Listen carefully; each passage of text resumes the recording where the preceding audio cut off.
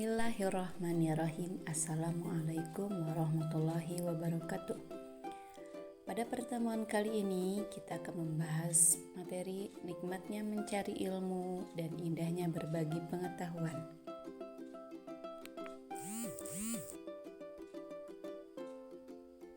Adapun pembahasan pada materi ini adalah pengertian ilmu, hukum menuntut ilmu, keutamaan menuntut ilmu, serta dalil menuntut ilmu. Sebelumnya, mari kita simak gambar-gambar berikut ini. Pernahkah kita berpikir, mengapa pesawat bisa terbang?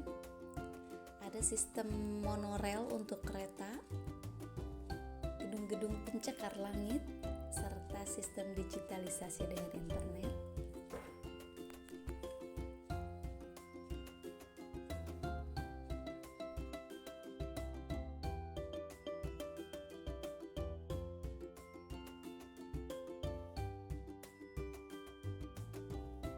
Pengertian ilmu.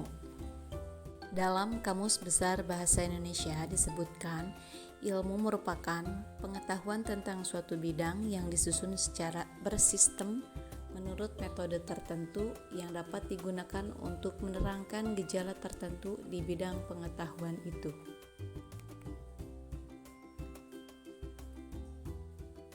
Adapun ilmu dalam bahasa Arab berasal dari kata alima ya'lamu ilman, yang berarti memahami benar-benar. Sedangkan menurut istilah, ilmu merupakan segala pengetahuan atau kebenaran tentang segala sesuatu yang datang dari Allah yang diturunkan kepada Rasul-Rasulnya dan alam ciptaannya, termasuk manusia yang memiliki aspek lahiriah dan batiniah. Kedua, hukum mencari ilmu. Hukum dalam mencari ilmu terbagi menjadi dua bagian. Satu, fardu ain. Apa itu hukum fardu ain? Ialah ilmu yang wajib dipelajari setiap individu muslim atau muslimah tanpa terkecuali dan tidak dapat diwakilkan. Contohnya seperti ilmu tentang ibadah, ilmu tentang tauhid. Yang kedua, fardu kifayah adalah ilmu yang wajib dipelajari minimal oleh satu orang di suatu daerah, sehingga kewajiban bagi orang lain menjadi gugur apabila telah ada satu orang atau lebih yang mempelajari ilmu tersebut. Contohnya seperti ilmu kedokteran, ilmu kebumian, dan lain sebagainya.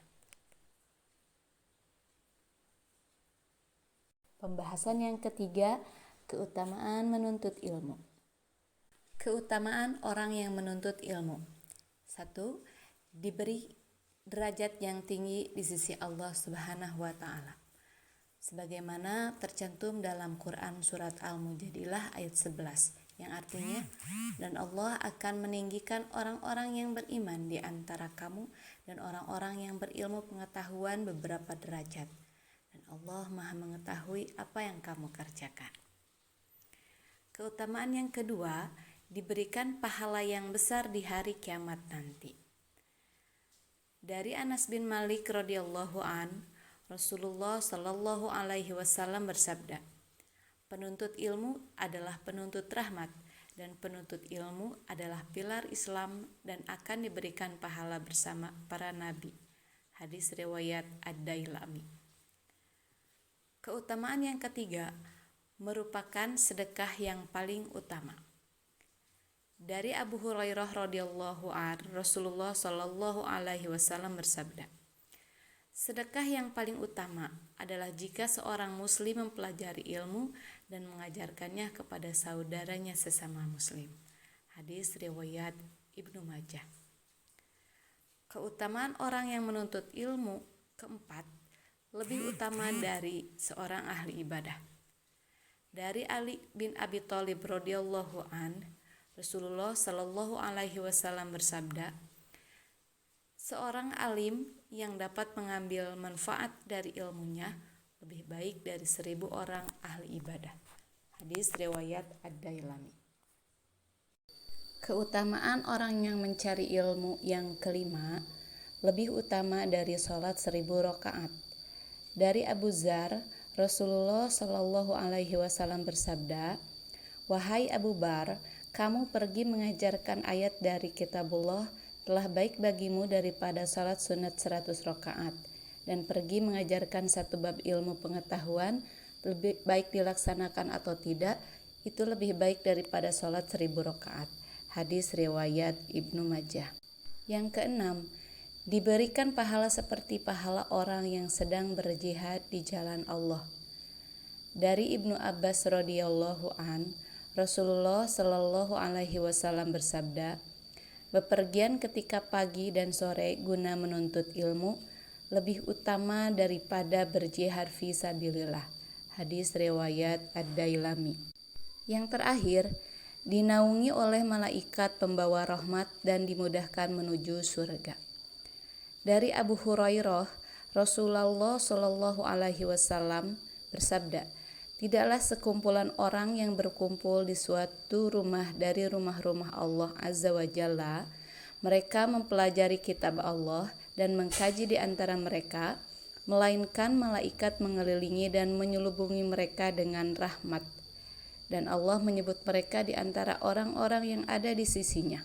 Dan tidaklah seorang meniti suatu jalan untuk menuntut ilmu, melainkan Allah memudahkan jalan baginya menuju surga. Hadis riwayat Muslim dan Ahmad. Pembahasan yang keempat, dalil menuntut ilmu. Pertama, Quran Surat At-Taubah ayat 122. A'udzu billahi minasyaitonir rajim. Bismillahirrahmanirrahim. Wa ma kanal mu'minuna liyanfiru kaffah falaula nafara min kulli firqatin minhum ta'ifatul liyatafaqahu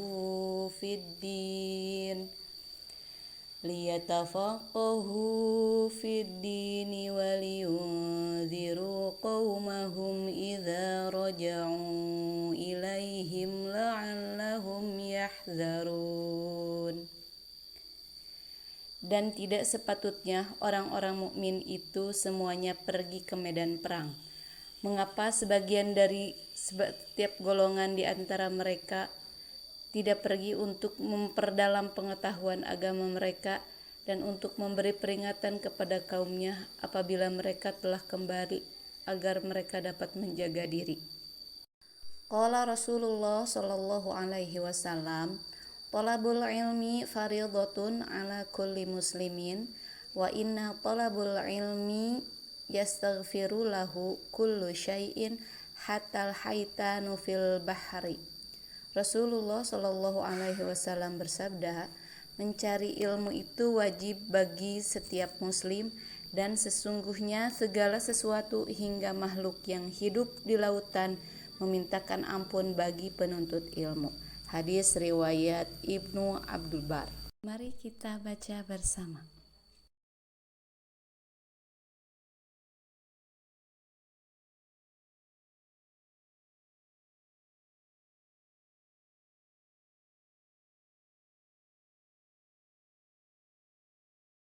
Jadi, kamu pilih yang mana?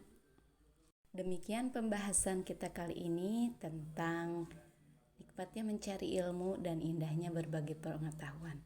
Assalamualaikum warahmatullahi wabarakatuh.